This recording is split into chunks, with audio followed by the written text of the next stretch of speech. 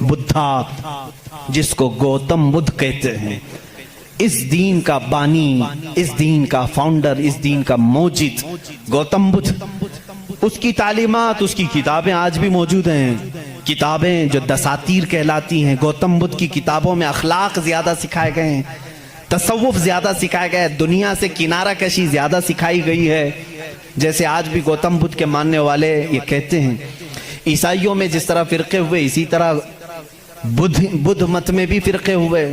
اس میں سے جیسے کچھ ننگے رہنے والے، کچھ لوگ کپڑے پہننے والے، کچھ پوری دنیا کو چھوڑنے والے، کچھ دنیا میں سے تھوڑا چکھنے والے، سب طرح کے ہوئے۔ لیکن گوتم بدھ کی جو تعلیمات تھی وہ دنیا سے کنارہ کشی کے لیے تھی۔ گوتم بدھ دنیا کا ایک بڑا اس زمانے میں پیروکار جس کے رہے ہوں ایسا شخص تھا۔ اب اس کی ایک کتاب جو اس کے ایک شاگرد نے لکھی ہے، اس کی تعلیمات کو جمع کیا ہے، جس کو کہتے ہیں چکاوتی سننا، یہ کتاب ہے۔ اس کتاب میں گوتم بدھ تعلیم دے رہا ہے، کہتا ہے کہ اے میرے چاہنے والوں، اے میرے مریدوں، اے میرے شاگردوں، سنو میں تمہیں ایک بڑی بات بتاتا ہوں۔ کہا میں ایک ہی بدھا نہیں ہوں، دنیا میں ایک بہت بڑا بدھا آئے گا۔ بدھا کہتے ہیں پاکیزہ اور مقدس آدمی کو، مقدس آدمی کو بدھا اس زبان میں کہا جاتا ہے۔ ایک اور ایک بڑا بدھا آئے گا اور وہ تبلیغ کرے گا۔ اس کی تبلیغ شروع میں بھی عروج پر ہوگی اور جب پھیلے گی تو ہزاروں کی تعداد میں ہوگی۔ اس نے کہا جس طرح میرے شاگرد سینکڑوں میں ہیں، اس کے شاگرد لاکھوں میں ہوں گے۔ بدھا نے کہا گوتم بدھ عیسیٰ علیہ السلام سے بھی 700 سال پہلے کا ہے، 700 سال پہلے عیسیٰ علیہ السلام سے۔ میں تو عیسیٰ علیہ السلام کا ذکر کر چکا بھی۔ گوتم بدھ کی تعلیمات میں یہ ہے، کتاب آج بھی ہے چکاوتی سننا جس کا میں ذکر کر رہا ہوں، جس میں ایک لفظ اس نے کہا کہ ایک شخص آئے گا جو لوگوں کے دلوں کو بدل دے گا، لوگوں کو برے اخلاق سے نکالے گا، وہ شراب کو منع کرے گا اور وہ لوگوں کی جانوں کو بچائے گا، وہ عورتوں کی عزت کرے گا اور وہ نہایت ہی حسین و جمیل ہوگا۔ یہ سب الفاظ موجود ہیں۔ اس کے شاگردوں نے پوچھا اب وہ آئے گا تو ہم اس کو کیسے پہچانیں؟ اس نے بھی ایک لفظ کہا، اس نے کہا وہ مائتریہ ہوگا۔ یہ وہی الفاظ میں بیان کر رہا ہوں، تھوڑے خشک ہیں، اس کو سمجھ لیں آپ، اس لیے کہ میری تقریر وہ لوگ بھی سنیں گے تو وہ چیک کریں گے۔ مائتریہ ہوگا۔ گوتم بدھ کہتا ہے وہ آئے گا، وہ اس کو مائتریہ کہیں گے، مائتریہ کہیں گے۔ مائتریہ کا اب لفظ کا ترجمہ نکالنا پڑے گا کہ کیا ہے یہ، حقیقت میں اس کا معنی کیا ہے۔ مائتریہ کا جب عربی میں ٹرانسلیٹ کیا گیا تو اس کو کہا گیا رحمت للعالمین۔ اس نے کہا اس کو کہا جائے گا مائتریہ۔ مائتری کا مطلب ہوا سارے جہانوں کے لیے جو رحمت ہوگا۔ مجھے بتاؤ میرے عزیزوں، سارے جہانوں کے لیے رحمت میرے نبی کے علاوہ کون بن کر آیا؟ قرآن کہتا وما ارسلناک الا رحمت للعالمین، اے محبوب ہم نے آپ کو سارے جہانوں کے لیے رحمت بنا کر کے بھیجا ہے۔ گوتم بدھ نے پھر جو نشانیاں بتائی ہیں وہ حیرت کی ہیں، حیرت کی ہیں۔ اس کا ایک خادم تھا انندا نام سے، اس خادم کو لے کر کے وہ ہمیشہ چلتا تھا اور اس کی وہ بڑی حفاظت کرتا تھا انندا۔ اور سری لنکا کی زمین پر یا کسی اور علاقے میں اس نے انندا نے پوچھا کہ تم جس مائتریہ کا ذکر کرتے ہو کہ ایک بڑا بدھا آئے گا، اس کی کچھ نشانیاں بھی تو بتاؤ۔ تو اس نے کہا گوتم بدھ نے کہ مجھے جہاں تک معلوم ہوتا ہے جس طرح تو میرا انندا ہے، اسی طرح وہ مائتریہ کا بھی ایک خادم ہوگا جو اسے کندھوں پر بٹھا کر کے ایک غار تک لے جائے گا۔ اور دوسرے کچھ الفاظ میں اس کی تشریح بعض لوگوں نے کہا وہ حضرت انس رضی اللہ تعالیٰ عنہ جو حضور صلی اللہ علیہ وسلم کے خادم تھے، ہمیشہ حضور کے ساتھ رہتے تھے، ہر جنگ میں حضور کے ساتھ تھے، ڈیفنس کے لیے رہتے تھے، حضرت انس رضی اللہ تعالیٰ عنہ۔ بہرحال اس نے پھر پوچھا انندا نے گوتم بدھ سے کہ بدھا اس کی اور کچھ نشانیاں بتاؤ کہ جب وہ آئے گا تو کیسا ہوگا۔ تو اس نے کہا کہ وہ پیدا ہوگا تو صبح ہو رہی ہوگی، وہ پیدا ہو رہا ہوگا، صبح ہو رہی ہوگی، جس سہانی گھڑی چمکا طیبہ کا چاند۔ میرا نبی کس وقت دنیا میں آیا ہے؟ صبح صادق کے وقت ہے، جب صبح سورج ابھی طلوع نہیں ہوتا، جو نماز فجر کا وقت ہو رہا ہوتا ہے، اسی صبح صادق میں میرے آقا کی جلوہ گری ہوئی ہے۔ یہ ان کی کتابوں سے۔ میں پہلے اب یہاں پر ایک بات اس کو واضح کر دوں، سپشٹ کر دوں اس چیز کو ان کی زبان میں، کہ ہمیں ہماری نبی کو پہچاننے کے لیے کسی دوسرے دین کی ضرورت نہیں۔ میں اپنے نبی کو رحمت للعالمین تسلیم کرتا ہوں، میرا قرآن کہہ رہا ہے بس مجھے کافی ہے۔ میں تو تم سے کہہ رہا ہوں، ان لوگوں سے جس کو تم مقدس مانتے ہو، چلو ہم انہی کو اٹھا کر تمہیں بتائیں۔ ظاہر سی بات ہے، الفضل لما شہید بہ الاعداء، عربی میں کہا جاتا ہے فضیلت تو اس کی ہے جس کی دشمن بھی گواہی دیتے ہیں۔ اب بدھا یہ کہتا ہے، گوتم بدھ یہ کہتا ہے کہ وہ بدھا آئے گا تو وقت صبح کا ہو رہا ہوگا۔ پھر کہا اس نے کہ اس کی ایک اور علامت میں تمہیں بتاؤں کہ اس کو بہت بڑی بصیرت ملے گی، بہت بڑی بصیرت، نالج اس کے پاس بہت بڑا آئے گا، اتنا بڑا آئے گا کہ وہ اس نالج سے پوری دنیا کو دیکھے گا۔ اتنا نالج اس کے پاس، میں اس کو بصیرت کو نالج کہہ رہا ہوں، اتنی فہم، اتنی ادراک اس کو ملے گی۔ یہ گوتم بدھ کہہ رہا ہے اپنے خادم سے، آنندہ سے، کہ اتنی نالج اس کو ملے گی کہ اس سے وہ پوری دنیا کو دیکھے گا اور اسی سے وہ پوری دنیا کے نظام کو چلانے کی بات کرے گا۔ لیکن اس کی علامت یہ کہ یہ ہوگی کہ وہ جو نالج، وہ جو بصیرت اس کو ملے گی اس بدھا کو، وہ رات کے وقت ملے گی۔ وہ کب ملے گی؟ رات کے وقت ملے گی۔ میں یہ کہتا ہوں جس بصیرت کا وہ ذکر کر رہا تھا میرے مصطفیٰ کے لیے، وہ قرآن پاک ہے، اور وہ نازل ہوا ہے۔ قرآن خود کہتا ہے اِنَّا أَنزَلْنَاهُ فِي لَيْلَةِ الْقَدْرِ، ہم نے قرآن کو نازل کیا ہے۔ کب نازل کیا ہے؟ لیلۃ القدر میں، رات کے وقت نازل کیا ہے۔ گوتم بدھ کہہ رہا ہے اسے ایک بصیرت ملے گی، بہت بڑی نالج ملے گی، اور وہ رات کے وقت ملے گی، اور وہ رات بہت چمکدار ہوگی۔ وہی تو ہمارا قرآن کہہ رہا ہے لیلۃ القدر خیر من الف شہر، اس رات کو تم کیا جانو، وہ ایک رات 1000 مہینوں سے بہتر ہے۔ رات کے وقت بصیرت ملی۔ تیسری اور ایک اس نے علامت بتائی، اس کے خادموں نے بہت پوچھا، انہوں نے پوچھا اچھا کیا، باقی بدھوں کے لیے پوچھا، اور اس نے کہا کہ اس کی ایک اور علامت تم دیکھو کہ وہ مائتریہ جو ہے، وہ جو سب سے بڑا بدھا ہوگا، وہ جب دنیا سے جا رہا ہوگا تو وہ اور بھی رات کا وقت ہوگا، دنیا سے جا رہا ہوگا وہ بھی رات کا وقت ہوگا، لیکن اس کے چلے جانے کے بعد کوئی اس جیسا بدھا قیامت باقی کبھی نہیں آئے گا، کبھی نہیں آئے گا، اور اس رات اندھیرا ہوگا۔ یہ سب اس نے، یہ چکاوتی سننا جو کتاب میں بتا رہا ہوں اس میں، اور کچھ دساتیر ہیں اس میں یہ باتیں بیان کی گئیں۔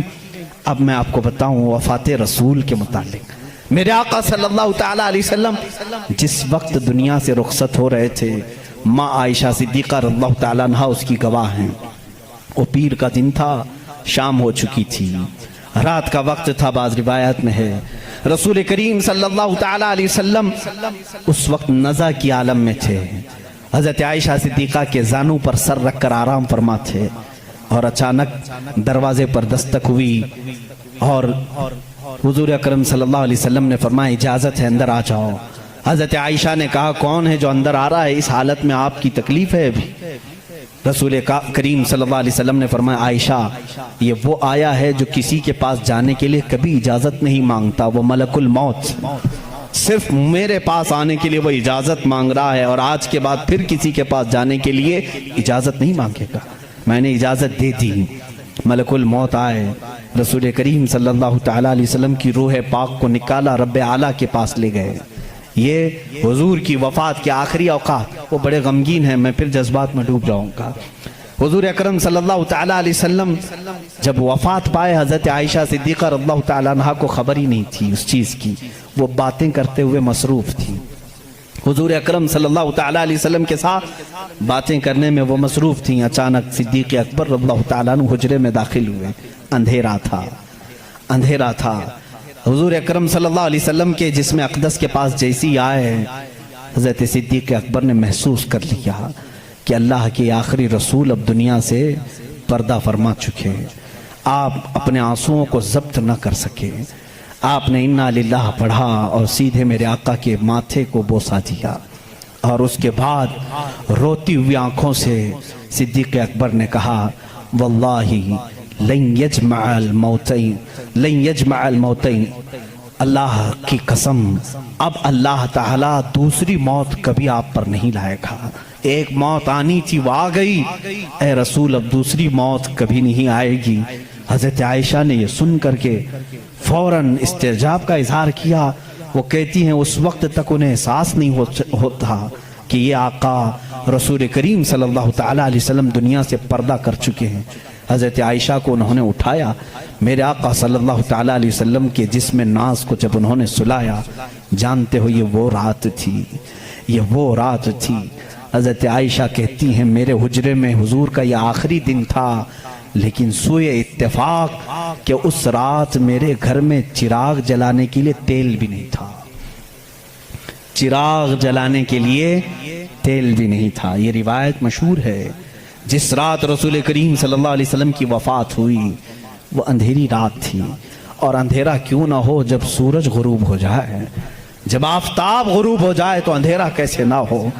لیکن میرے عزیزوں اس بات کو میں یہاں بتانا چاہتا ہوں،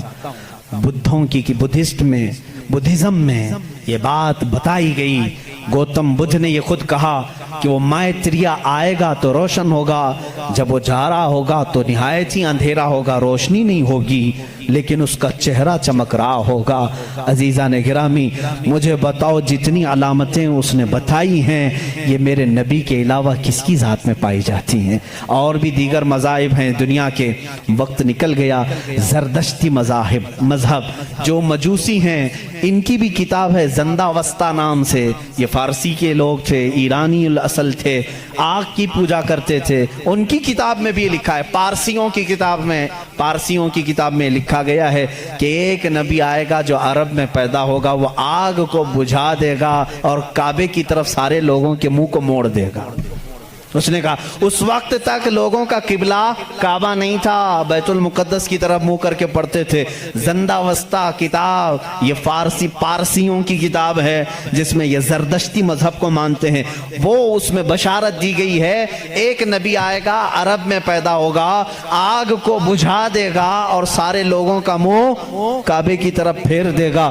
مجھے بتاؤ کعبے کی طرف کسی اور نبی نے نہیں پھیرا، بلکہ مصطفیٰ کریم صلی اللہ تعالیٰ علیہ وسلم جب مدینہ طیبہ تشریف لائے اس وقت بھی لوگوں کا قبلہ بیت المقدس تھا، بیت المقدس قبلہ تھا۔ حضور صلی اللہ علیہ وسلم 17 مہینے تک بیت المقدس کی طرف منہ کر کے نماز پڑھاتے رہے۔ مدینہ طیبہ میں ایک علاقہ ہے آج بھی وہاں جہاں آج مسجد قبلتین بنی ہوئی ہے، وہاں میرے آقا صلی اللہ علیہ وسلم ظہر کی نماز پڑھا رہے تھے، 2 رکعت ہو چکی تھی۔ بیت المقدس اس طرف ہے، خانہ کعبہ اس طرف ہے، دونوں اپوزٹ سائیڈ میں ہیں۔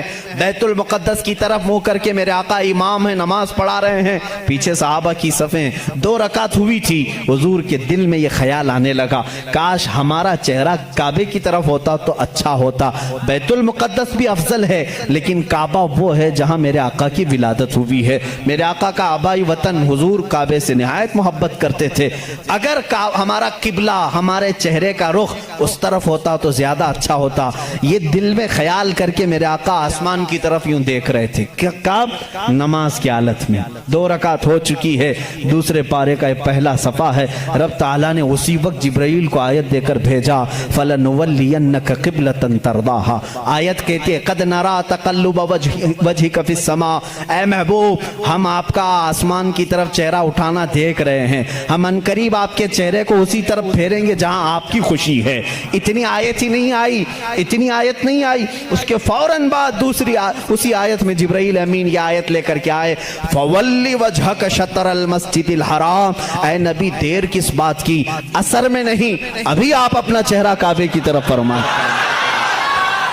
خانہ کعبہ کی طرف سارے لوگوں کا قبلہ بدل گیا. دیکھو اس رسول کی 2 رکعت بیت المقدس کی طرف ہوئی. آپ پھر گئے, صحابہ پھر پیچھے حضور کے آ گئے. بلکہ ایک روایت میں حضور صلی اللہ علیہ وسلم چل کر کے آگے آئے, آپ امام تھے اور صحابہ پھر صفیں اسی طرح سے. وہ نماز نہ ٹوٹی نہ چھوٹی نہ پھوٹی, حالانکہ اس نماز میں رد و بدل ہوا. 2 رکعت اس طرف پھر کر کے, 2 رکعت اس طرف پھر کر کے. ہم اگر پھریں گے تو نماز ٹوٹ جائے گی. وہ صحابہ کی نماز ٹوٹی نہیں, اس لیے کہ اس میں درس ہے. نماز تو اصل وہی ہے جو فرمان مصطفیٰ کے تابع ہو, رسول جس طرف رخ کرے. اور صحابہ کا یہ مذہب بھی تھا. کچھ صحابہ بیان کر رہے ہیں, بخاری شریف کی حدیث ہے, مسلم میں حدیث ہے. ایک صحابی سے پوچھا گیا, حضور اکرم صلی اللہ تعالیٰ علیہ وسلم ظہر اور عصر کی نماز میں کچھ پڑھتے تھے کہ نہیں پڑھتے تھے؟ سری نماز ہے نا, قرات تو نہیں ہوتی تھی, لیکن حضور امام ہوتے, وہ خود بھی خاموش کھڑے ہوتے یا پڑھتے تھے؟ یہ بڑا عجیب سوال ہے نا. اب ظہر کی نماز میں حضور کچھ پڑھتے بھی تھے کہ نہیں پڑھتے تھے؟ سب امام خاموش رہتے ہیں, لیکن آپ نے کبھی پوچھا امام صاحب آپ خاموش تو ہیں, سیدھے منہ بند کر کے کھڑے رہتے ہیں یا کچھ آپ ہلکے ہلکے میں پڑھتے ہیں؟ صحابہ سے کسی نے پوچھا, کچھ صحابہ نے کہا نہیں حضور پڑھتے ہیں. سنائی تو کسی کو نہیں دیتا تھا. اس صحابی سے پوچھا گیا کیسے معلوم حضور نماز میں پڑھتے ہیں؟ کہتے ہیں حضور اکرم صلی اللہ علیہ وسلم کی داڑھی ہلتی ہوئی ہم نماز میں دیکھتے تھے. حضور پاک کی داڑھی ہلتی تھی, اس کی علامت ہے کہ حضور کچھ تلاوت کرتے تھے. اب اس صحابی سے پوچھو آپ کا چہرہ کس طرف ہوتا تھا؟ آپ کا چہرہ کس طرف ہوتا تھا؟ نماز تو قبلے کی طرف منہ کر کے پڑھی جاتی ہے, آپ حضور کا چہرہ دیکھ رہے تھے, داڑھی ہلتی ہوئی دیکھ رہے تھے. وہ صحابی کی زبان سے بھی وہی ان کی روح پکارے گی جو اعلیٰ حضرت نے کہا ہے, حاجیو آؤ شہنشاہ کا روزہ دیکھو, کعبہ تو دیکھ چکے, کعبے کا کعبہ دیکھو. غور سے سن تو رضا, کعبے سے آتی ہے صدا, میری آنکھوں سے میرے پیارے کا روزہ دیکھو. کعبے کا وہ کعبہ ہے, صحابہ اکرام دیکھتے تھے. تو میں یہاں پر بات یہ کر رہا تھا, زرتشتی مذہب میں, پارسیوں کے مذہب میں جو کتاب ان کی مقدس ہے جس کو زندہ وسطہ کہتے ہیں, اس میں یہ بشارت انہوں نے دی ہے ایک نبی آئے گا, ایک شخص آئے گا, عرب میں پیدا ہوگا, آگ کو بجھا دے گا اور سارے لوگوں کا منہ پھیر کر کے کہاں کرے گا؟ کعبے کی طرف کر دے گا. انہوں نے جو کہا تھا وہ صحیح کہا تھا. وہ رسول محتشم صلی اللہ علیہ وسلم تشریف لائے, اور جس وقت میرے آقا تشریف لائے تھے ایران میں 1000 سال سے آگ جل رہی تھی, اچانک بجھ گئی.